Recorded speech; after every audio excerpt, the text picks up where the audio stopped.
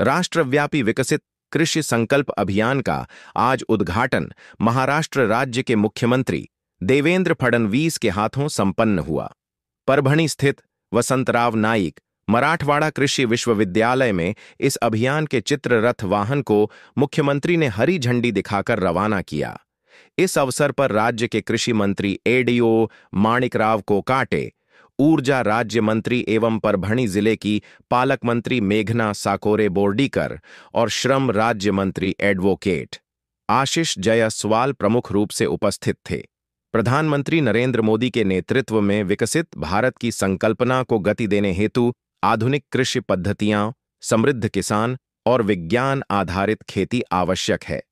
कृषि क्षेत्र न केवल देश की अर्थव्यवस्था का मेरुदंड है, बल्कि खाद्य सुरक्षा और देश की आधे से अधिक आबादी को रोजगार भी प्रदान करता है।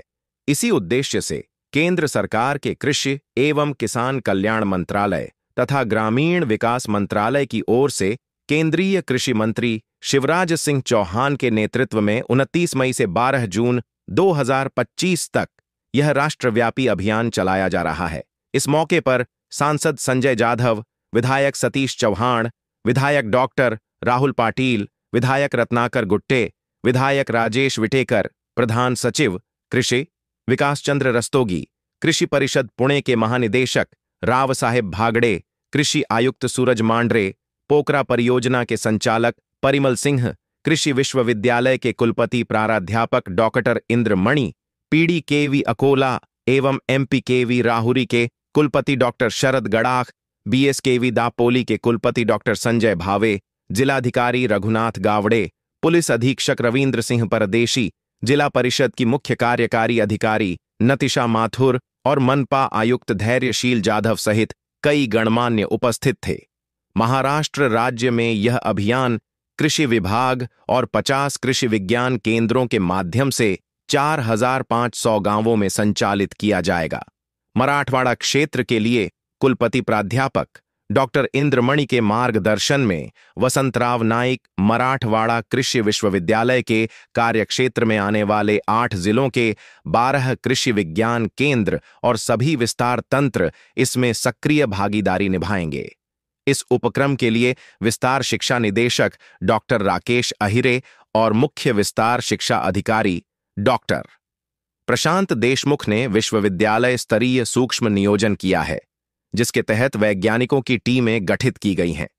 इस अभियान के अंतर्गत प्रत्येक गांव में 200 किसानों को मार्गदर्शन दिया जाएगा। कुल मिलाकर करीब 2,01,600 किसानों तक खरीफ फसलों की सटीक नियोजन हेतु तकनीकी जानकारी पहुंचाई जाएगी, जिससे पूरे क्षेत्र में नवीनतम तकनीक का प्रसार हो सकेगा।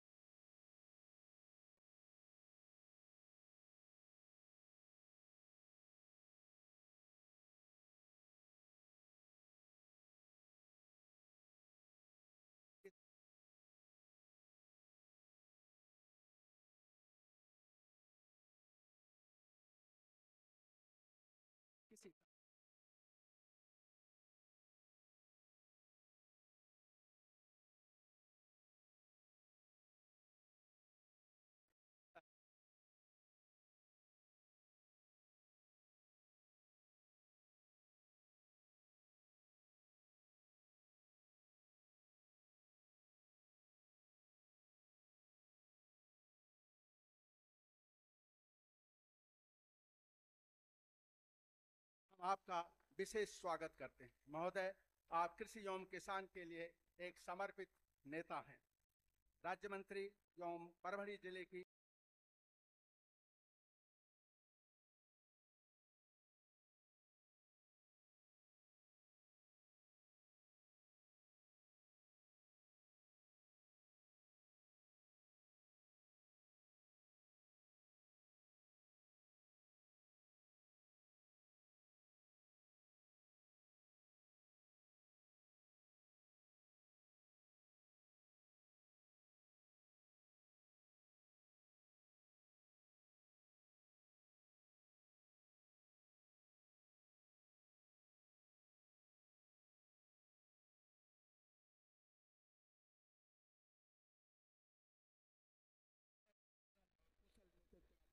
व्यक्ति हैं। हम अपने प्रांगण में पूर्ण प्रांगण में आपका स्वागत करते हैं। ऑनलाइन जुड़े वैद्यकीय शिक्षा मंत्री माननीय नामदार श्री हसन मुशर्रफ जी, आपका भी स्वागत है। यहाँ पर उपस्थित लोकसभा सदस्य माननीय श्री संजय यादव जी, विधान परिषद सदस्य तथा कार्यकारी परिषद सदस्य माननीय सतीश चौहान जी, माननीय श्री विक्रम काले जी, माननीय श्री राहुल पाटिल जी, श्री रत्नाकर गुटे जी और श्री राहुल पाटिल जी हमारे ईसी मेंबर भी हैं और इसलिए उनका सहयोग इसी में भी बहुत कंस्ट्रक्टिव और इनकरेजिंग सपोर्ट मिलता रहता है। मैं अपने कार्यकारी परिषद के सभी सदस्यों का दिल से स्वागत करता हूं। एमसीआर के ईसी मेंबर का स्वागत करता हूं। यहाँ पर हमारे साथ प्रवीण देशमुख जी हैं, श्री आदित्य सारदा जी हैं, श्री भागवत देवसरकर जी उपस्थित हैं। हम अपने विश्वविद्यालय में आप सभी का स्वागत करते हैं।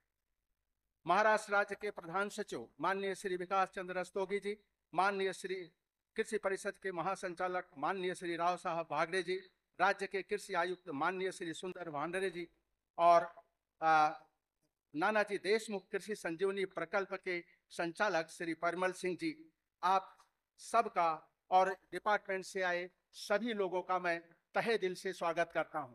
मान्यवर मुख्यमंत्री महोदय, हम महाराष्ट्र में एक फार्मूले पे काम करते हैं जो मैंने यहाँ आके सीखा देखा, वो यह है एक राज्य एक कृषि एक टीम।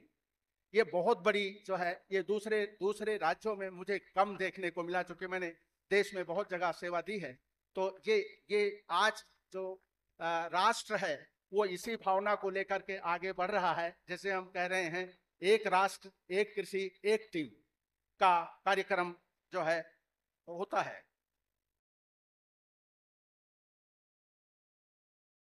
हमारे साथ ही कुलगुरु डॉक्टर शरद कड़ाक जी और श्री संजय भावे जी का मैं स्वागत करता हूं। मेडिकल शिक्षा और संशोधन महाराष्ट्र राज्य के निदेशक डॉक्टर अजय चंदनवाले जी, आपका भी स्वागत करता हूं। परभणी जिला के अधिकारी पुलिस अधिकारी, मैं आप सभी का, नतीशा माथुर जी सीओ जेडपी, आप सभी का स्वागत करता हूं। इस अवसर पर उपस्थित आईसीआर संस्थानों के निदेशक, विषय विशेषज्ञ, कृषि परिषद के सभी संचालक, चारों कृषि विश्वविद्यालयों के अनुसंधान संचालक, शिक्षा संचालक एवं विस्तार संचालक, वैज्ञानिक, कृषि विभाग और कृषि संबंधित विभागों के अधिकारी, मैं आप सबका स्वागत करता हूं।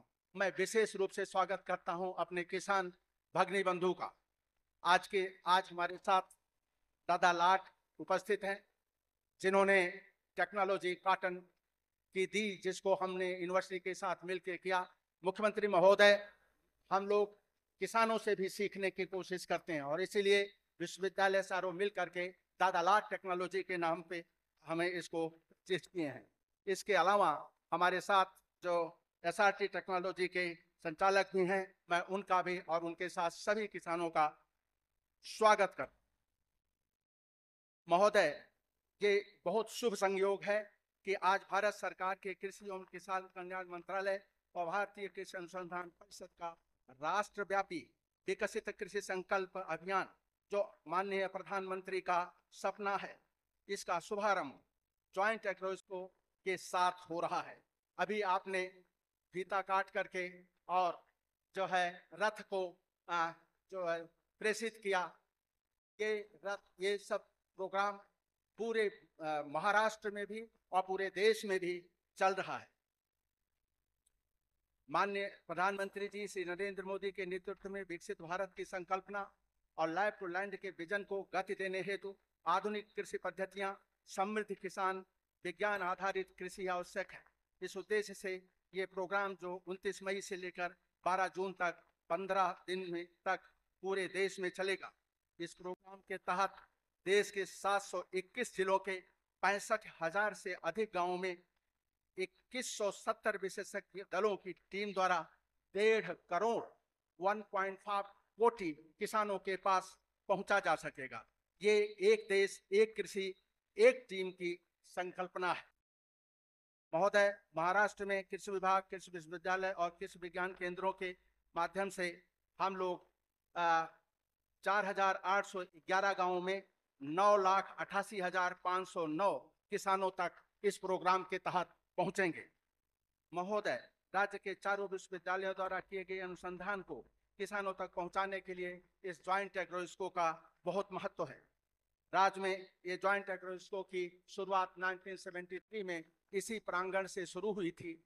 अभी तक सभी विद्यालयों ने 13 ज्वाइंट एग्रोस किए हैं। हमारा विश्वविद्यालय नेक्स्ट 14th ज्वाइंट एग्रोस को ऑर्गेनाइज कर रहा है। ये हमारे लिए बहुत बहुत खुशी की बात है। इस बैठक में चारों विश्वविद्यालयों के 36 उन्नत किस्में, 21 कृषि यंत्र और 248 कृषि तकनीकी सिफारिशों को प्रस्तुतिकरण होगा। महोदय, आज जो देश में हरित क्रांति की गाथा हम सुनते हैं, ये संभव हुआ है शासन की कृषि नीतियों, कृषि वैज्ञानिकों के शोध और किसान भगिनी बंधु की कड़ी मेहनत से। 1950-51 में देश केवल 50 मिलियन टन अनाज पैदा करता था। महोदय, जो कल की रिपोर्ट है उसके हिसाब से देश इस वर्ष 350 मिलियन टन से ज्यादा अनाज पैदा करेगा। ये हमारे लिए बहुत खुशी की बात है। महोदय, इस मौसम अवसर पर मैं ऋग्वेद की एक ऋचा प्रस्तुत करना चाहूंगा, जिसमें लिखा गया सुबीजम सुक्षेत्रे चायते संपद्यते। इसका मतलब है कि अच्छा बीज और अच्छा खेत कृषि के लिए अगर है तो निश्चित जो है संपन्नता आएगी, प्रॉस्पेरिटी आएगी। महोदय, अभी तक कुछ थोड़ा सा स्क्यू था, हम सुबीज पर बहुत ज्यादा ध्यान दे रहे थे। अभी कोशिश है आपके नेतृत्व में कि सुक्षेत्र के ऊपर, इसलिए एनआरएम टेक्नोलॉजीज, खेत को अच्छा बनाना, खेत को स्वस्थ बनाना, उसी में नेचुरल फार्मिंग, ऑर्गेनिक फार्मिंग और जो हम बात कर रहे हैं आज जो है पीएम प्रणाम जैसी योजनाओं का इम्प्लीमेंटेशन महाराष्ट्र में हम बहुत ही अच्छी तरीके से कर रहे हैं।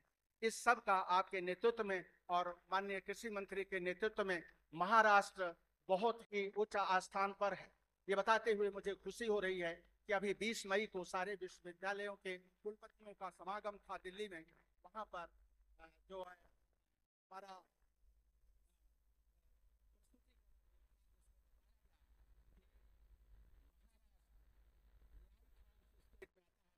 लाइट हाउस स्टेट में आता है, जिसकी नकल करनी चाहिए। मध्य प्रदेश, तेलंगाना और इस तरह के 1-2 और राज्य हैं। पिछले साल 10 जुलाई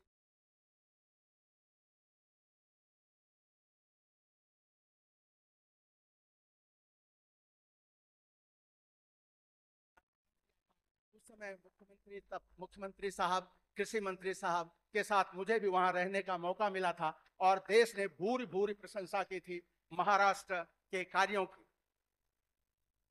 महोदय, इस तरह से हम लोग हर एक क्षेत्र में कृषि के सुधार में ड्रोन टेक्नोलॉजी जैसे चीजों पर हम काम कर रहे हैं। आपको बताते हुए मुझे खुशी हो रही है कि भारत सरकार की ड्रोन टेक्नोलॉजी की जो समितियां बनी आज तक, उनका सबका मैं चेयरमैन था और हमने देश के लिए ड्रोन टेक्नोलॉजी का जो एसओपी दिया है और उसको हम लोग अपने अपने राज्य में चारों कृषि विश्वविद्यालय बहुत अच्छी तरीके से ड्रोन टेक्नोलॉजी और न्यू साइंस विकसित कर रहे हैं। ऐसी हमारी कोशिश है कि ऐसी तकनीकी, ये आईसीआर और भारत सरकार का डिसीजन है कि जितनी भी टेक्नोलॉजी बनाई जाए उनमें 1 या 2 कैरेक्टर जो है वो क्लाइमेट रेजिलिएंट एग्रीकल्चर का होना चाहिए। उसी कोशिश है हमारी कि हर टेक्नोलॉजी, चाहे वो एनआरएम की है, चाहे जो है बायो कंट्रोल मेथड की है, चाहे बायो फर्टिलाइजर की है, हर में ये कोशिश की जा रही है। महोदय, हमने यहाँ पर mechanisation, seed to seed mechanisation जो है प्राप्त किया और हमने जैसे बताया हम फार्मर से भी सीखने की कोशिश करते हैं। आपसे ये अनुरोध है कि कृषि मंत्री के द्वारा के थ्रू मैं अनुरोध करना चाहता हूं कि जो हमारे यहाँ रिक्रूटमेंट है उसको एक्सपेडाइट होना है। बच्चे हमसे शाम अभी मिले थे, कुछ बस्ती गृह की सुविधाएं हैं महोदय, वो करना है। और RKBY के अंतर्गत एडवांस प्लांट एनालिसिस लैब और डायग्नोसिस न्यूट्रिएंट डिफिशिएंसी ऐसी सुविधाओं का जो है हमें सहयोग चाहिए। मैं ज्वाइंट एग्रोइस्को 2025 और विकसित कृषि संकल्प अभियान की सफलता की मंगल कामना करता हूँ। मैं एक वेद मंत्र के साथ अपनी बात समाप्त करता हूँ। विश्वानि देव सवितरे दुरितानि पराशुआ यदभद्रम तन्नाशुआ। हे देव सविता, जितनी भी अमंगलकारी नेगेटिव फोर्सेज हैं उनको दूर भगाओ, और जो भी मंगलकारी है और जो भी पॉजिटिव फोर्सेज हैं वो हमें जो है प्रेषित करो, प्रदान करो। ऐसे इसी के साथ एक बार पुनश्च मैं सबका स्वागत करते हुए अपनी बात यहाँ पर रोकता हूँ। जय हिंद, जय महाराष्ट्र। ची उपस्थिती हे इंगित करते की ॲग्रिकल्चर रिसर्च राज्यासाठी किती महत्त्वाचा विषय आहे। स्वतः मुख्यमंत्री महोदयाने या कार्यशाळेला हजेरी लावून आपल्या सर्वांना एक संदेश दिलेला आहे की शेतकऱ्यांना आवश्यक असलेली रिसर्च या विद्यापीठामार्फत झाली पाहिजे आणि त्याचा प्रसार झाला पाहिजे। आपल्या 3 दिवसामध्ये मला वाटते हे जे चर्चा होणार आहे त्याच्यात ही बाब अधोरेखित करण्यासाठी आहे।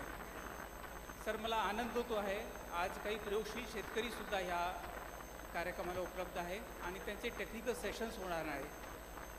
त्याच्यामध्ये श्री लाडसाहेब आहे, त्याच्यानंतर श्री शेखर भडसावळे आहे, ज्यांनी स्वतःचे प्रयोगावरून वर्षानुवर्ष नवीन टेक्निक्स डेव्हलप केलेली आहे आणि ते आज सायंटिस्टसोबत शेअर करणार आहे। म्हणजे त्याला विद्यापीठाची सुद्धा एक प्रकारचे कन्सेंट मिळाली तर शेतकऱ्यापर्यंत पोहोचवण्यास मदत होणार आहे। सर, विभागामार्फत कृषी विभागामार्फत ॲग्रिकल्चर युनिव्हर्सिटीच्या रिसर्चसाठी नेहमी पाठिंबा राहिलेला आहे। नुकताच RKBYमध्ये International Rice Research Institute Philippines यांच्या माध्यमातून राज्यामध्ये भाताचे विविध वाणाचे विकसन करण्यासाठी स्पीड ब्रीडिंग फॅसिलिटी ज्याची किंमत 113 कोटी आहे या प्रकल्पाला मान्यता दिलेली आहे आणि दापोली कृषी विद्यापीठ आणि सर्व इतर विद्यापीठांचे सहकार्याने जॉईंट रिसर्च हे या प्रकल्पावर होणार आहे। पुढचे 5 ते 6 वर्षामध्ये आपले जे नेटिव्ह वाण आहे त्याच्यामध्ये बायोटिक अबायोटिक स्ट्रेस डेव्हलप करण्यासाठी नवीन वाण डेव्हलप केले जातील आणि ही फॅसिलिटी मला वाटते पूर्ण राज्यासाठी अत्यंत महत्त्वाची राहणार आहे। देशामध्ये हे दुसरीच फॅसिलिटी आहे, वाराणसीमध्ये आहे आणि त्याच्यानंतर महाराष्ट्र राज्यामध्ये होणार आहे। याच्याशिवाय सर, सन्माननीय मुख्यमंत्री महोदयांचे निर्देश आहे की शेतीमध्ये जास्तीत जास्त टेक्नॉलॉजीचा वापर करावे आणि त्या अनुषंगाने NDVI बेसिसवर आपण रिमोट सेन्सिंग डेटाचा ॲनालिसिस करून शेतकऱ्यांना काय सल्ला देऊ शकतो याच्यासाठी परभणी विद्यापीठासाठी सुद्धा एक प्रकल्प मंजूर केलेला आहे आणि त्याची सुरुवात झालेली आहे।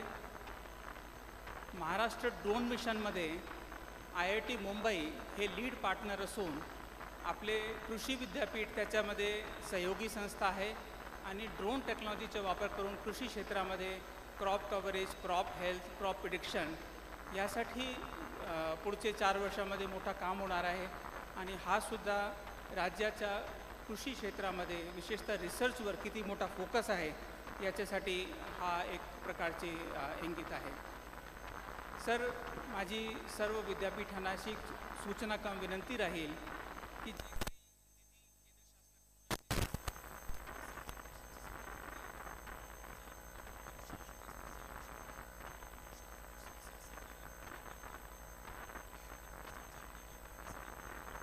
नवीन इक्विपमेंटसाठी आपण मदत आउटकमशी लिंक असण्याची गरज आहे की अमुक निधी जर मिळाला तर 2 वर्ष, 3 वर्ष, 4 वर्षामध्ये त्याच्यातून काय निष्पन्न होणार आहे, कुठल्या प्रकारचे नवीन वाण डेव्हलप होणार आहे किंवा नवीन टेक्नॉलॉजी होणार आहे आणि येणाऱ्या काळामध्ये माननीय मंत्री महोदयांची मार्गदर्शनाखाली याचे सुद्धा काही मॅट्रिक्स आम्ही डेव्हलप करणार आहोत। सर, कृषी विद्यापीठामध्ये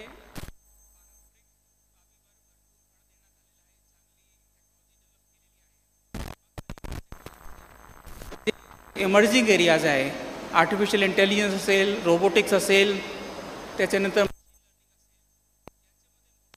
ची गरज आहे. प्रायव्हेट सेक्टर, स्टार्टअप याच्यामध्ये त्यांनी पुढाकार घेतलेला आहे. कृषी विद्यापीठाने सुद्धा त्यांच्याशी हातात हात घालून काम करण्याची गरज आहे. आपले जे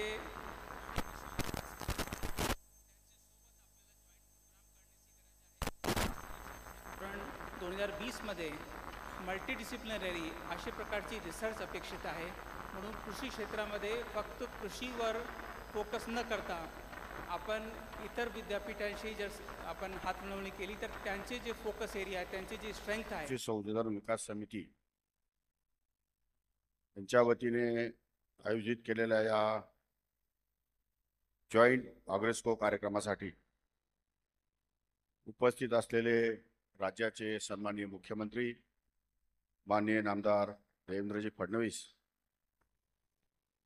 परभणी जिल्ह्याच्या पालकमंत्री सन्माननीय मेघनाताई बोर्डीकर, कृषी खात्याचे राज्यमंत्री सन्माननीय आशिष जयस्वाल, माझे मित्र खासदार संजय जाधव, आमदार राजेश विटेकर, आमदार राहुल पाटील, आमदार रत्नाकर गुंडे, आमदार सतीश चव्हाण, कृषी विभागाचे सचिव सन्माननीय रस्तोगी, आयुक्त सन्माननीय मांढरे साहेब, या विद्यापीठाचे कुलगुरू इंद्रमणी, त्याचप्रमाणे शरद गडाख, परिमल सिंग, संजय भावे, रावसाहेब बागडे, रघुनाथ गावडे, रवींद्र परदेशी, श्रीमती माथुर, प्रवीण देशमुख आणि उपस्थित सर्व व्यासपीठावरील मान्यवर,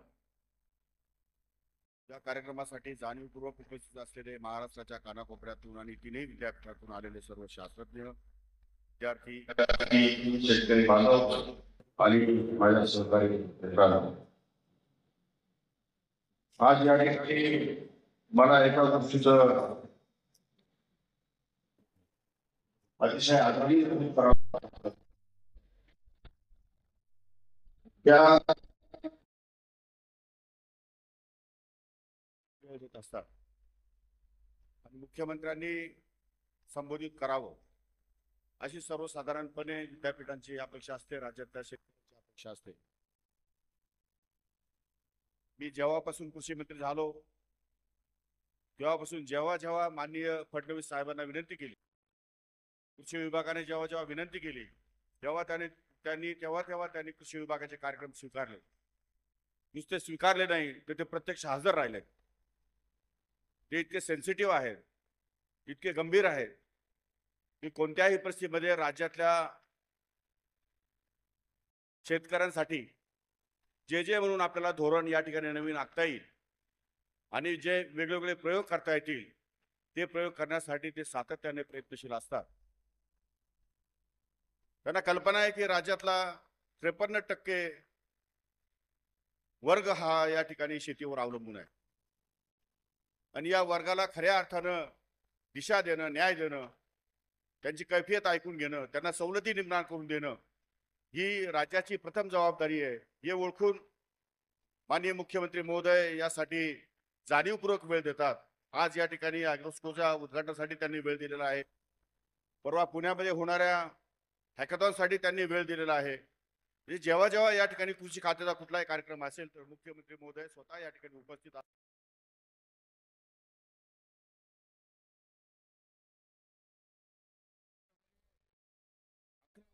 सर्वाधिकार या ठिकाणी ज्यांनी मुख्यमंत्री पदाची धुरा वाहिली ते वसंतराव नाईकांच्या नावाखाली हे मराठवाडा विद्यापीठ या ठिकाणी कार्यरत आहे आणि त्यांनीच प्रस्तावित केलेले जवळपास 4 विद्यापीठं महाराष्ट्रामध्ये या ठिकाणी अतिशय डौलाने उभी आहेत. डॉक्टर पंजाबराव देशमुख कृषी विद्यापीठ अकोला आहे, महात्मा फुले कृषी विद्यापीठ आहे, त्याचप्रमाणे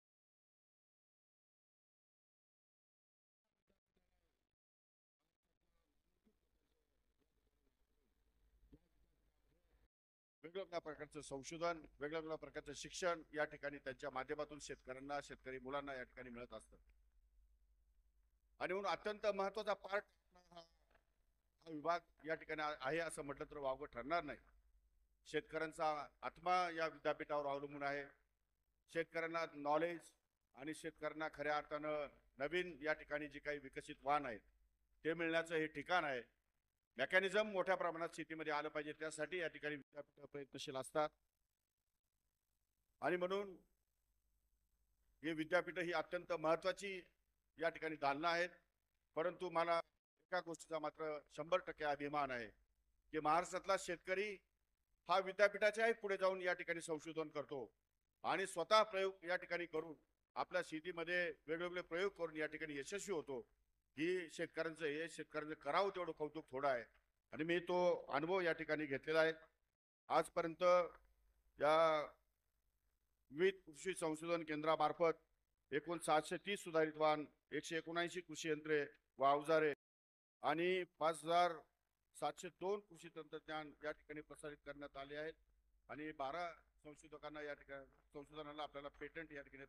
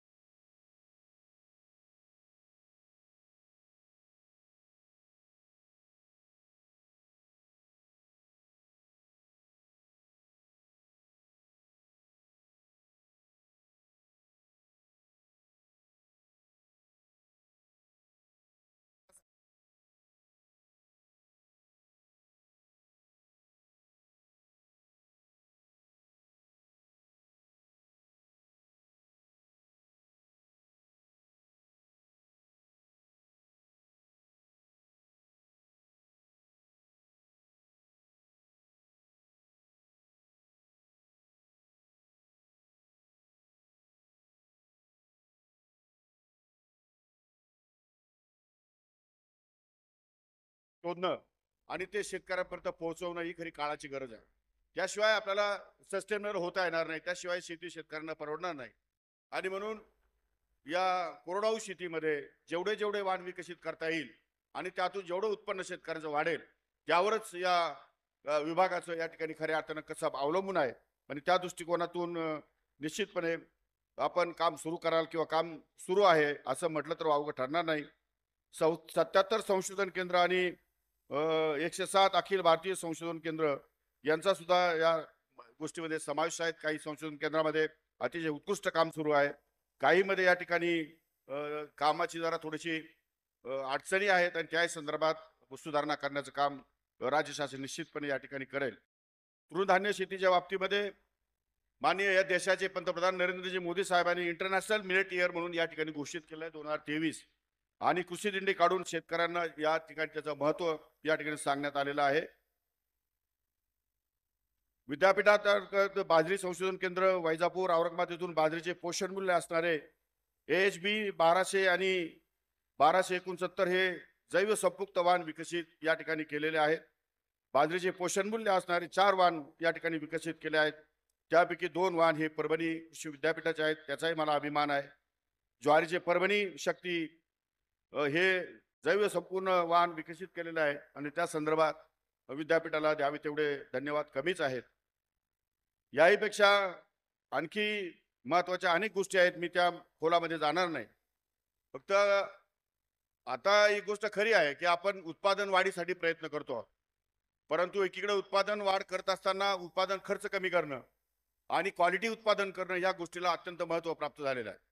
आपण जर विचार केला तर आज रासायनिक शेतीमुळे अनेक रोगांना आपण या ठिकाणी आमंत्रण देतो आणि त्यामुळे एकंदरीतच राज्यातल्या आणि भारतातल्या या ठिकाणी जे काही वर्ग आहे, आमचा मनुष्य वर्ग आहे किंवा या ठिकाणी जे काही लोकसंख्या आहेत, या लोकसंख्येपैकी अनेक लोक या ठिकाणी अनेक वेगवेगळ्या रोगांनी बाधित झालेले आहेत आणि त्याला जबाबदार हे अन्न आहे.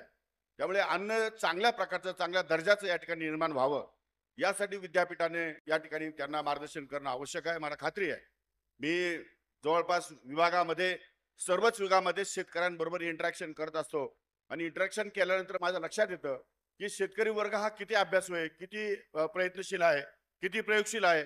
मी काल एका डाळिंबाच्या शेतीमध्ये सोलापूरला गेलो, आंब्याच्या शेतीमध्ये गेलो, त्याचप्रमाणे वेगवेगळ्या प्रकारचे फळबाग या ठिकाणी जे आहे त्यांच्या शेतीमध्ये मला जाण्याचा योग आला. तर त्यामध्ये शेतकरी हे फार पुढे आहेत.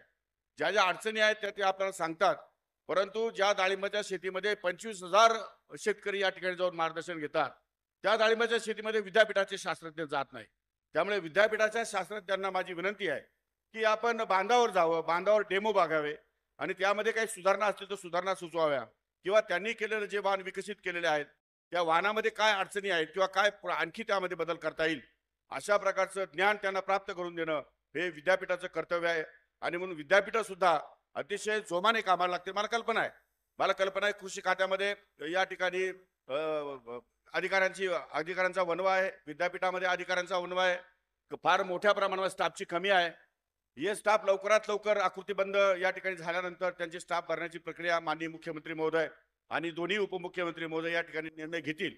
परंतु आपण थांबता कामा नये. आहे त्या मनुष्यबळामध्ये, आहे त्या शेतीमध्ये शेतकऱ्यांना सतत अविरत मार्गदर्शन करणं, अविरत या ठिकाणी वाहन वेगवेगळे विकसित करणं आणि त्यातून चांगलं उत्पादन तयार करून या ठिकाणच्या जनतेला सुजलाम सुफलाम करणं किंवा शेतकऱ्यांनी सुजलाम सुफलाम होणं ही सुद्धा काळाची गरज आहे, असं माझं या ठिकाणचं मत आहे. त्यामुळे आपण या शिबिराचा किंवा या ठिकाणच्या 2-3 दिवस चालणाऱ्या या संपूर्ण कार्यक्रमाचा भाग म्हणून आपण वेगवेगळ्या प्रकारचा विचार विनिमय या ठिकाणी करणार आहात. त्यामध्ये वेगवेगळ्या शेतकऱ्यांना सामावून घ्या आणि आपल्या विभागामध्ये, कृषी विभागामध्ये किंवा विद्यापीठामध्ये ज्या ज्या शेतकऱ्यांचं या ठिकाणी एनरोलमेंट झालेली आहे त्याही शेतकऱ्यांना यामध्ये सामावून करून घेतलं पाहिजे. केवळ 19 क्विंटल या ठिकाणी तुरीचं उत्पादन झालं म्हणजे असे किती शेतकरी आहेत? असे बोटावर मोठे एवढे 2-4 शेतकरी आहेत. मग याचा प्रचार आणि प्रसार आपल्याकडनं का होत नाही? तो प्रचार आणि प्रसार वेळेत आणि संपूर्ण शेतकऱ्यांबरोबर झाला पाहिजे आणि अतिशय कमी वेळामध्ये जास्तीत जास्त शेतकऱ्यांपर्यंत हे वाहन विकसित झाले पाहिजे. त्या दृष्टिकोनातून 50% लोकांपर्यंत जर 19 क्विंटल तुरीचं वाहन विकसित झालं तर ते लगेच हळूहळू 100% या ठिकाणी शेतकऱ्यांपर्यंत जातं, तूर उत्पादक शेतकऱ्यांपर्यंत, आणि त्यातून या ठिकाणी मोठ्या प्रमाणात बदल होतात. आणि म्हणून येणारा काळ हा अत्यंत अवघड आहे. आताच राज्यमंत्री महोदयांनी सांगितलं की वातावरणामध्ये बदल होत आहे आणि या बदलत्या वातावरणामध्ये आपल्याला सस्टेनेबल शेती या ठिकाणी करायची आहे. ती करणं तसं अवघड जरी असलं तरी सरकार त्यासाठी सक्षम आहे. सरकार वेगवेगळे धोरणं या ठिकाणी राबवतं. कालच्याच एका गोष्टीमध्ये माननीय मुख्यमंत्री महोदय आणि कॅबिनेटने मान्यता दिली की 5,000 कोटी रुपये भांडवली गुंतवणूक शेतीमध्ये करायची आहे. भांडवली गुंतवणूक करायची म्हणजे काय करायचं की शेतीमध्ये वेगवेगळ्या परिस्थितीमध्ये शेतकऱ्यांना सामोरं जाता आलं पाहिजे, आपल्या पिकाचं नुकसान वाचवता आलं पाहिजे आणि त्याचं उत्पादन वाढलं पाहिजे. यासाठी ज्या ज्या गोष्टीची आवश्यकता आहे त्या गोष्टीचा यामध्ये समावेश केलेला आहे.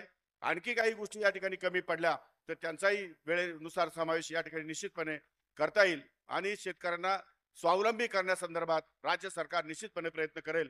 अशा प्रकारची या ठिकाणी भावना माझ्या मनामध्ये आहे. मला खात्री आणि विश्वास आहे आपण सर्वजण एकत्रितपणे देशाबरोबर, राज्याबरोबर देशाचाही या ठिकाणी शेती क्षेत्रामध्ये प्रचंड असा विकास. सरसंस्थापक छत्रपती शिवाजी महाराजांना मानाचा मुजरा करतो. भारतीय राज्यघटनेचे शिल्पकार भारतरत्न डॉक्टर बाबासाहेब आंबेडकर यांना मानवंदना अर्पित करतो. कृषी क्रांतीचे जनक म्हणून ज्यांच्याकडे आपण बघतो, जलसंधारणाचं काम ज्यांनी उभ्या महाराष्ट्रामध्ये 1972च्या दुष्काळाच्या पार्श्वभूमीवर उभं केलं, ते स्वर्गीय वसंतराव नाईक साहेबांना देखील आदरांजली अर्पित करतो. आणि वीर महाराणा प्रतापजी यांची आज जयंती आहे, त्यांनाही मी नमन करतो. आज अतिशय आनंदाची गोष्ट आहे की आपल्या या कृषी विद्यापीठामध्ये संयुक्त कृषी संशोधन आणि विकास समितीची बैठक होते आहे आणि त्याच्या उद्घाटनाकरता माझ्या समवेत या ठिकाणी महाराष्ट्राचे कृषी मंत्री माणिकरावजी कोकाटे, राज्यमंत्री आशिषजी जयस्वाल, पालकमंत्री मेघनाते बोर्डीकर, प्रधान सचिव विकासचंद्र रस्तोगी, यासोबत खासदार संजय जाधवजी, आमदार राहुल पाटीलजी, आमदार रत्नाकर गुट्टेजी, आमदार राजेश विटेकरजी, आमदार संजय केणेकरजी, आमदार सतीश चव्हाणजी, त्याचप्रमाणे श्री रावसाहेब भागडे, श्री सूरज मांढरे, आपले पंजाबराव देशमुख कृषी विद्यापीठाचे कुलगुरू डॉक्टर शरद गडाख, डॉक्टर संजय भावे, आपल्या या वसंतराव नाईक मराठवाडा कृषी विद्यापीठाचे कुलगुरू डॉक्टर इंद्रमणी, त्याचप्रमाणे संशोधक संचालक डॉक्टर S.K. बेग, या ठिकाणी आपले जे विविध अधिकारी उपस्थित आहेत, श्री रघुनाथ गावडे, नितिशा माथुर, श्री शाहजी उमाप, श्री रवींद्र परदेशी, श्री परिमल सिंग, आणि या ठिकाणी उपस्थित या संपूर्ण बैठकीमध्ये विविध विषयांवर आपले प्रेझेंटेशन्स करणारे, विविध विषयांवर चर्चा करणारे सर्व उपस्थित भगिनी आणि बंधूंनो, आज मला अतिशय आनंद आहे की आपण या समितीच्या बैठकीच्या निमित्ताने एकत्रित आलो आहोत आणि त्याचसोबत आजच आपण महाराष्ट्रामध्ये केंद्र सरकारने ICARच्या थ्रू एक जी नवीन योजना सुरू केलेली आहे की ज्याच्यामध्ये आमच्या जेवढ्या लॅबॉरेटरीज आहेत, आमची जेवढी ICARचे वेगवेगळे शास्त्रज्ञ आहेत, जेवढ्या संस्था आहेत, या सगळ्या संस्थांचे सर्व अधिकारी, सर्व शास्त्रज्ञ हे एकत्रितपणे शेतकऱ्यांच्या शेतावर, बांधावर जातील आणि संशोधन आणि शेती यांच्यामध्ये एक नवीन नातं प्रस्थापित करतील. या दृष्टीनं आजपासून पुढचे 15-20 दिवस एक एकात्मिक कार्यक्रम संपूर्ण देशामध्ये राबवला जातोय, ज्याची सुरुवात आपल्या महाराष्ट्रापासून होते. आणि म्हणून याही कार्यक्रमाच्या माध्यमातून संशोधक एका दिवशी 3-3, 4-4 गावांमध्ये जातील, शेतकऱ्यांसोबत संवाद करतील, बांधावर जातील, त्यांचे प्रश्न सोडवतील. अशा प्रकारची एक अतिशय चांगली योजना, तिचाही शुभारंभ आज या आपल्या बैठकीच्या निमित्ताने या ठिकाणी आपण करतो आहोत. मला असं वाटतं की हा जो काही एक अप्रोच केंद्र सरकारने माननीय मोदीजींच्या नेतृत्वात घेतलाय की शेती क्षेत्रामध्ये काम करणारे जे विविध लोक आहेत, ज्या विविध संस्था आहेत, या संस्थांचं कोऑर्डिनेशन असावं. कोणी इकडे तोंड करू नये, कोणी तिकडे तोंड करू नये, सगळेच चांगलं काम करतायत. पण जसं आता मंत्री महोदयांनी सांगितलं की या कामाचं कोऑर्डिनेशन नसल्यामुळे त्याचा जो एक संयुक्तिक अशा प्रकारचा परिणाम आपल्याला दिसला पाहिजे, तो परिणाम दिसत नाही. आणि म्हणून तो परिणाम दिसण्याकरता होल ऑफ द गव्हर्नमेंट अशा प्रकारचा एक अप्रोच हा कृषी क्षेत्रामध्ये केंद्र सरकारने शिवराजसिंग चव्हाण साहेबांनी घेतला. आणि आम्ही देखील त्यांना सांगितलं की तुमच्या या whole of the government approach सोबत राज्य सरकारही होल ऑफ द गव्हर्नमेंट अप्रोचने या ठिकाणी मैदानात उतरेल. आमचा कृषी विभाग असेल, पशुसंवर्धन विभाग असेल, आमची विद्यापीठं असतील, या सगळ्यांना एकत्रितपणे या ठिकाणी आम्ही बांधावर जाण्याकरता, शेतकऱ्यांची ज्याला आपण एक्सटेन्शन ऍक्टिव्हिटी म्हणतो, ती ऍक्टिव्हिटी करण्याकरता आम्ही मैदानामध्ये उतरवू. आणि मला असं वाटतं की एक नवीन चांगल्या प्रकारची सुरुवात या माध्यमातून निश्चितपणे आपण केली आहे. आपल्याला कल्पना आहे की शेती क्षेत्रासमोर खूप मोठी आव्हानं आहेत. यातली 2 आव्हानं जी आहेत ही आपल्याला सातत्याने भेडसावतात. एक, शेतीची होल्डिंग ही खूप मोठ्या प्रमाणात कमी झालेली आहे. आज आपण पाहतो की जवळपास 79% शेतकरी हा अल्पभूधारक आहे. तो अल्पभूधारक असल्यामुळे त्या शेतीमध्ये गुंतवणूक करण्याची त्याची जी क्षमता आहे ती क्षमता कमी झालेली आहे. आणि दुसरीकडची अवस्था काय आहे, तर आपल्याकडे वातावरणातल्या बदलामुळे शेतीला जुन्या पद्धतीनं करता येत नाही. गुंतवणूक आधारित शेती आपल्याला करावी लागेल. प्रोटेक्टिव्ह फार्मिंग हे आपल्याला करावं लागेल आणि प्रोटेक्टिव्ह फार्मिंग करायचं असेल तर शेतीमध्ये गुंतवणूक करण्याची आवश्यकता आहे. अशा प्रकारच्या दुष्टचक्रामध्ये आज आमचा शेतकरी फसलेला आपल्याला पाहायला मिळतो. आणि म्हणूनच शासनाच्या वेगवेगळ्या योजना ज्या आपण केलेल्या आहेत त्या योजनांच्या माध्यमातून आमच्या शेतकऱ्याला आम्ही या दुष्टचक्रातनं कसं बाहेर काढू शकू अशा प्रकारचा आपला प्रयत्न आहे. आज आपण पाहतो की सातत्याने ज्या काही अडचणी आपल्याकडे येतात त्या अडचणींचा विचार करून आपण नवीन वाण तयार करतो. आपल्या विद्यापीठांनी देखील अतिशय चांगले वाण तयार केले आहेत. कारण तिथल्या ॲग्रो क्लायमॅटिक कंडिशनमध्ये जे बदल झालेले आहेत त्याच्यामुळे नवीन वाण विकसित करणं हे गरजेचं आहे. क्रॉप सायकल जे आहे हे सायकल बदललेलं आहे. अनेक वेळा पाऊस उशिरा येतो. तो उशिरा आल्यामुळे जे आपलं नैमित्तिक सायकल आहे ते पूर्णपणे बदललेलं असतं. कीड व्यवस्थापन वेगळ्या पद्धतीनं आपल्याला करावं लागतं. त्यामुळे अशा सगळ्या परिस्थितीचा सामना करणारं किंवा खूप वेळा आपण बघतो की आपल्याला अशा प्रकारचं वाण लागतं की जे ताण सहन करू शकेल. कारण आपण गेल्या 10 वर्षातले 5 वर्ष अशी आहेत की ज्याच्यामध्ये पाऊस हा सरासरी पडला, पण तो सरासरी पडत असताना पावसाच्या 2 दिवसांमध्ये लागवड केल्यानंतर 2 दिवस पाऊस आला आणि त्यानंतर 15 दिवस, 20 दिवस, 25 दिवस जेव्हा पावसाची आवश्यकता होती त्यावेळी पाऊस न आल्यामुळे ताण पडला किंवा फ्लावरिंग स्टेजवर ताण पडला. अशा पद्धतीनं उभे पीक असताना ज्यावेळेस एक शेवटचा पाऊस पाहिजे त्यावेळेस ताण पडला. अशा प्रकारचे अनेक आपल्याला उदाहरणं हे गेल्या 10-15 वर्षात पाहायला मिळतात. त्यामुळे वातावरणातल्या बदलाचा हा जो काही आपल्यावर परिणाम होतोय त्यामुळे असा ताण सहन करणारं वाण हे आपल्याला कसं देता येईल. आपल्याला माहिती आहे की प्रत्येक पिकावर नवनवीन रोग या ठिकाणी तयार होत आहेत. या रोगांचा रेजिस्टन्स करणारं पीक वाण आपल्याला कसं तयार करता येईल अशा प्रकारचं संशोधन हे आपण सातत्याने करतो. आणि एक गोष्ट मला या गोष्टीचा अतिशय आनंद आहे की महाराष्ट्राचं सरकार हे पहिलं सरकार आहे की ज्या सरकारने आता हे सांगितलं की ट्रुथफुल बियाणं जे आहे ते देखील साथी पोर्टलवर आणावं लागेल. त्यामुळे त्याचंही ट्रॅकिंग आपल्याला आता करता येईल. यावर्षी कदाचित पूर्ण बियाणं येणार नाही, पण पुढच्या वर्षीपासनं ते आपल्याला साथी पोर्टलवर मिळेल.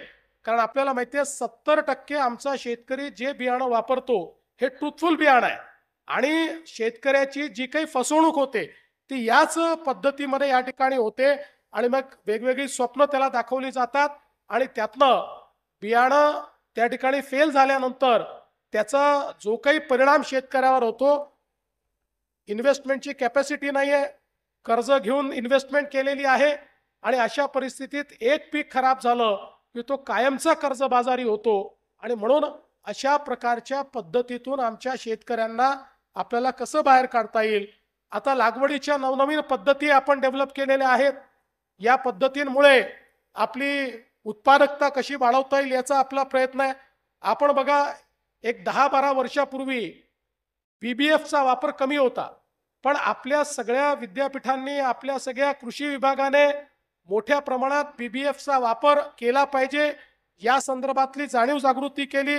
मूळस्थानी जलसंधारणाने काय फायदा होईल हा कोरडवाहूतल्या शेतकऱ्यांना आपण समजावून सांगण्याचा प्रयत्न केला. नवीन पद्धतीचे BBF आपण तयार केले. त्याचाच फायदा असा झाला की आता आपल्या संपूर्ण या व्यवस्थेमध्ये अशा प्रकारची सगळी यंत्रही रुजायला लागली. आणि म्हणून जोपर्यंत यंत्रांचा योग्य उपयोग होणार नाही, शेतीला अनुरूप योग्य प्रकारची यंत्र तयार होणार नाहीत. आज आपल्याला माहिती आहे की शेतीमध्ये आपले जे काही शेतमजूर आहेत यांची कमतरता आहे किंवा अनेक वेळा छोट्या शेतकऱ्याला तो स्वतः मेहनत करतो, शेतमजुरासारखीच मेहनत तो करतो, कारण शेतमजूर मिळत नाही, शेतमजूर परवडत नाही, अनेक अडचणी आज तयार झालेल्या आहेत. आणि म्हणून अशा पद्धतीमध्ये त्या आपल्या शेतकऱ्याला त्या ठिकाणी योग्य लागवडीची जी पद्धत आहे ही पद्धत त्या ठिकाणी आपल्याला समजावून सांगता आली पाहिजे. अशा प्रकारचं देखील एक महत्त्वाचं काम आपण करतोय. आजही आपल्या परिषदेमध्ये अनेक नवीन वाण आपण या ठिकाणी मला असं वाटतं की ते लोकांकरता आपण देणार आहोत. शेवटी मला असं वाटतं की आपण जर विचार केला तर एकीकडे कृषी विभागात आणि विद्यापीठात काम करणारे किंवा वेगवेगळ्या प्रकारच्या सीड कंपनीजमध्ये काम करणारे आपले सगळे जे शास्त्रज्ञ आहेत यांच्यासोबत आपला शेतकरी हा देखील शास्त्रज्ञच आहे. आपले अनेक शेतकरी इतक्या नवनवीन पद्धती विकसित करतात, वेगवेगळ्या प्रकारचं क्रॉपिंग पॅटर्न हे विकसित करतात, नवीन पद्धतीची आंतरपिकं ही विकसित करतात. त्यामुळे या सगळ्या गोष्टींचं स्टँडर्डायझेशन करणं, या सगळ्या गोष्टी या इतर शेतकऱ्यांपर्यंत कशा पोहोचतील या पोहोचवण्याचं काम करणं हे अत्यंत महत्त्वाचं आहे. कारण मला असं वाटतं की विकासाची बेटं तयार करून चालत नाही. आपण पाहतो अनेक वेळा एखादं बियाणं हे इतकं फेमस होऊन जातं की त्यानंतर सगळे शेतकरी त्याची मागणी करतात, पण त्याची मागणी केल्यानंतर सगळ्या शेतकऱ्यांना सारखी उत्पादकता येत नाही. कारण त्याच्या लागवडीची जी काही पद्धत आहे ती पद्धतही जर योग्य प्रकारे शेतकऱ्यांपर्यंत पोहोचली तर त्याला उचित अशा प्रकारची उत्पादकता ही त्या ठिकाणी मिळू शकते. आणि म्हणून मला असं वाटतं की खरं तर आपल्या विद्यापीठांना माझी विनंती आहे, आपण अनेक शेती क्षेत्रामध्ये पुरस्कार देतो, पण आपले जे शेतकरी शेतीच्या क्षेत्रामध्ये संशोधन करतात अशा किमान 10 शेतकऱ्यांना त्या ठिकाणी आपण ॲग्रो सायंटिस्ट म्हणून दरवर्षी एक पदवी दिली पाहिजे, डेझिग्नेशन दिलं पाहिजे की 10 मंडळी यांनी आपल्या कृषीच्या क्षेत्रामध्ये पाथ ब्रेकिंग अशा प्रकारची वाण आणलेला आहे, क्रॉपिंग पद्धत आणलेली आहे, नवीन काही नवाचार केलेला आहे. अशी 10 माणसं, किमान 5 माणसं तुम्हाला वाटतील तेवढी, पण सगळ्या विद्यापीठांनी आपापल्या क्षेत्रामध्ये निवडली पाहिजे आणि त्यांना कृषी संशोधक अशा प्रकारची मानद पदवी ही जर आपण दिली तर मला असं वाटतं की त्यांनी जे केलेलं आहे त्याला लेजिटिमसी देखील या ठिकाणी मिळेल. आज दादा लाडांसारखा एक व्यक्ती की जो या कृषी क्षेत्रामध्ये संघटनेमध्ये इतके वर्ष काम करतोय, कृषकांचे ज्या अडचणी आहेत त्या अडचणी दूर करण्याचं काम करतायत. आज त्यांनी या ठिकाणी कपाशीच्या लागवडीच्या संदर्भात नवीन तंत्रज्ञान विकसित केलं आणि मला असं वाटतं की या तंत्रज्ञानाच्या माध्यमातून त्यांनी खूप चांगल्या प्रकारे 5 पट उत्पादकता कशी वाढवता येईल अशा प्रकारचा इंटेन्स क्रॉपिंगची पद्धत आहे. इंटेन्स क्रॉपिंगची पद्धत ही आपण यापूर्वी वापरत नव्हतो, पण ती इंटेन्स क्रॉपिंगची पद्धत कशी वापरायची हे देखील त्यांनी त्या पद्धतीमध्ये आपल्याला शिकवलेलं आहे. आता अशा प्रकारची जी मंडळी आहेत ही मंडळी कृषी शास्त्रज्ञ आहेत. त्याच्यामुळे मी त्यांचं उदाहरण याकरता दिलं की त्यांचं संशोधन बघितलेलं आहे, त्यांना इतके वर्ष मी ओळखतो. त्याच्यामुळे अशा प्रकारची जी सगळी मंडळी आहेत मला असं वाटतं की यांचा जेवढा जास्तीत जास्त उपयोग हा आपल्याला करून घेता येईल त्या पद्धतीनं आपण निश्चितपणे केला पाहिजे. आणि या सगळ्या गोष्टींच्या माध्यमातून आपल्याला शेतीला सस्टेनेबल कसं करता येईल, वातावरणाच्या बदलामध्ये आपल्याला क्लायमेट प्रूफ आणि क्लायमेट रेझिलियंट अशा प्रकारची शेती कशी करता येईल हा प्रयत्न आपल्याला करावा लागेल. आज आपल्याला माहिती आहे की आपल्या कृषी विभागाने 2 महत्त्वाचे कार्यक्रम हातामध्ये घेतले. एक ॲग्रीस्टॅकचा कार्यक्रम. ॲग्रीस्टॅकमध्ये आज आपल्या संपूर्ण शेतीचं डिजिटायझेशन होत आहे. जवळपास आता 1 कोटी शेतकऱ्यांच्या शेतीचं डिजिटायझेशन आपण पूर्ण केलं आहे आणि 1.25 कोटी शेतकऱ्यांच्या शेतीचं डिजिटायझेशन आपल्याला करायचं आहे. याच्यामुळे मोठ्या प्रमाणात आपल्याला त्या ठिकाणी टेक्नॉलॉजीचा, तंत्रज्ञानाचा उपयोग करून पुढच्या काळामध्ये क्रॉप सायकल मॅनेजमेंटमध्ये या सगळ्या डेटाचा उपयोग आपल्याला करता येईल. आता आपल्याला माहिती आहे की सगळी क्षेत्र ही डेटा ड्रिव्हन झालेली आहेत. डेटा ड्रिव्हन कुठल्याही क्षेत्रात प्रयोग केला तर तो प्रयोग यशस्वी होतो आणि तशा प्रकारचा प्रयोग करण्याची संधी आता आपल्याला शेतीच्या क्षेत्रात देखील मिळालेली आहे. मागच्या काळामध्ये ऊसाच्या शेतीमध्ये एआयचा वापर हा आता काही ठिकाणी सुरू झाला आणि त्याच्यामुळे मोठ्या प्रमाणात उत्पादकता वाढलेली आपण बघितली. कारण एआयचा माध्यमातून ऑप्टिमायझेशन होतं आणि या ऑप्टिमायझेशनमुळे आपली इनपुट कॉस्ट जी आहे ती कुठेतरी कमी होते आणि त्यातनं उत्पादकता वाढली की आमच्या शेतकऱ्यांचा जो फायदा आहे, जो नफा आहे तो त्या ठिकाणी वाढतो. त्यामुळे माझी विनंती आहे की आपल्या सगळ्या कृषी विद्यापीठाने लवकरच त्यांच्या क्षेत्रातली जी प्रमुख पिकं आहेत त्या पिकांवर AI मिशन सुरू केलं पाहिजे आणि AIचा तिथे कसा फायदा आपल्याला करून घेता येईल याचा प्रयत्न करून त्याचं एक मॉडेल हे आपण जर तयार केलं. यावेळी आमचे जे उपमुख्यमंत्री आणि अर्थमंत्री आहेत माननीय अजितदादा पवार यांनी 500 कोटी रुपये AI करता AI इन ॲग्रिकल्चर हे आपल्या बजेटमध्ये त्या ठिकाणी ठेवलेले आहेत. माझी कृषी विद्यापीठांना विनंती आणि कृषी विभागालाही विनंती आहे की या पैशाचा उपयोग करून आपल्या वेगवेगळ्या विद्यापीठांमध्ये प्रमुख क्रॉप्सवर AIचे काय मॉडेल्स आपल्याला तयार करता येतील याचा प्रयत्न आपण केला पाहिजे. दुसरं आपल्याला कल्पना आहे की आता ड्रोनचा उपयोग आपण मोठ्या प्रमाणात सुरू केलेला आहे. हाही स्टँडर्डाइज कसा करता येईल, अधिकाधिक ड्रोनचा उपयोग आपल्याला कसा करता येईल याचा प्रयत्न आपण केला पाहिजे. मागच्या काळामध्ये आपण गटशेतीला मोठ्या प्रमाणात त्या ठिकाणी प्रोत्साहन दिलं आणि त्या माध्यमातून आपला हा प्रयत्न राहिलेला आहे की अवजारांची यंत्राची बँक आपण कशी तयार करू शकू जेणेकरून छोट्या शेतकऱ्यालाही त्या ठिकाणी त्याचा फायदा घेता येईल. खरं म्हणजे आपण जर विचार केला तर छोट्या शेतकऱ्याला एक ट्रॅक्टर पूर्ण वर्षभरात 12 दिवस केवळ लागतो. 12 दिवसाकरता त्याला ट्रॅक्टर घेणं परवडू शकत नाही. त्याच्यामुळे अशा प्रकारचे वेगवेगळे जे काही आपले इनपुट्स आहेत हे बँकांच्या माध्यमातून आपल्याला कसे उपलब्ध करून देता येतील याच्यावर देखील आपल्याला मोठ्या प्रमाणात भर द्यावा लागेल. आणि हे सगळं करत असताना एक परवा अतिशय चांगला प्लॅटफॉर्म आमच्या कृषी विभागानं एक ॲप तयार केलेला आहे. हा ॲप इतका चांगला ॲप आहे की कृषीच्या संदर्भात सगळ्या प्रकारचे जे इंटरव्हेन्शन्स आहेत त्याची माहिती या सिंगल ॲपवर कृषी विभाग देतो.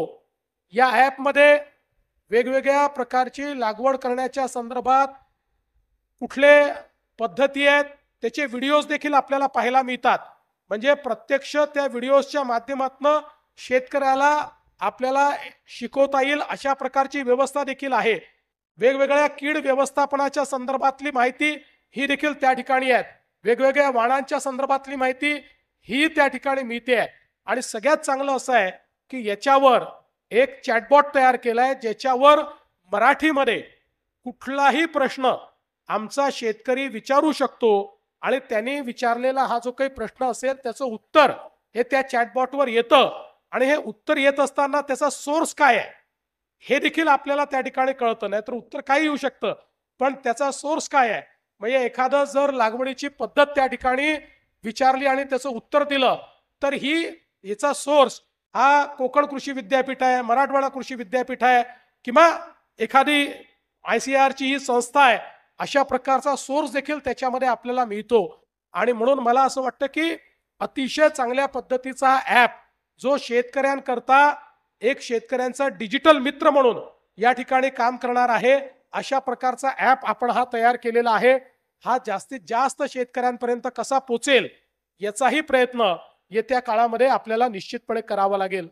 आज आपल्याला कल्पना आहे नानाजी देशमुख कृषी समृद्धी प्रकल्पासारखा एक चांगला प्रकल्प आपण मराठवाड्यामध्ये मागच्या 5 वर्षात रोल आउट केला आणि ज्यांनी या प्रकल्पाचा योग्य उपयोग केला त्यांना शेतीमध्ये क्लायमेट रेझिलियंट अशा प्रकारची शेतीचं तंत्र त्याकरताचे इनपुट्स या सगळ्या गोष्टी करता इन्व्हेस्टमेंट ही या माध्यमातून मिळाली.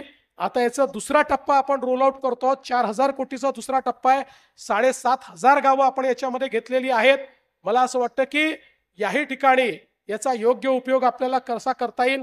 आणि यासोबत ज्या वेगवेगळ्या योजना चाललेल्या आहेत मॅग्नेट सारखी आपली योजना असेल, आपली ॲग्री बिझनेस ची आपली सगळी योजना असेल, या सगळ्या योजना ज्या आहेत या योजनांचं एकात्मिक पद्धतीनं जर आपण त्याचा विचार केला तर मला असं वाटतं की कॉन्व्हर्जन्सच्या मॉडेलने आपण शेती क्षेत्राला खूप मोठ्या प्रमाणात त्या ठिकाणी मदत करू शकतो.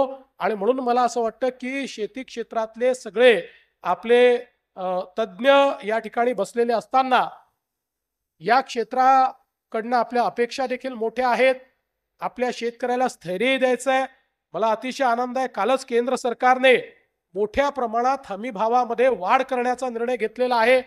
केंद्र सरकारने शेती क्षेत्रातली गुंतवणूक वाढवण्याचा निर्णय घेतलेला आहे आणि म्हणून या सगळ्या गोष्टीच्या अनुरूप इन्फ्रास्ट्रक्चर तयार करणारे आपण लोक आहोत, पद्धती तयार करणारे आपण लोक आहोत आणि म्हणूनच या संयुक्त कृषी संशोधन आणि विकास समितीच्या बैठकीच्या माध्यमातून आपण वेगवेगळ्या प्रकारचे जे काही निर्णय कराल, वेगवेगळ्या प्रकारच्या ज्या पद्धती विकसित कराल किंवा ज्याला आपण एंडोर्स कराल ते लोकांपर्यंत पोहोचवण्याचं काम हे शासनाच्या माध्यमातून आणि विद्यापीठाच्या माध्यमातून आपण निश्चितपणे करू। आज एक अतिशय चांगला हा कार्यक्रम आपण आयोजित केला आणि या कार्यक्रमाकरता आपण मला या ठिकाणी निमंत्रित केलं, त्याबद्दल मी आपले मनापासून आभार मानतो आणि माझं बोलणं संपवतो। धन्यवाद। जय हिंद, जय महाराष्ट्र।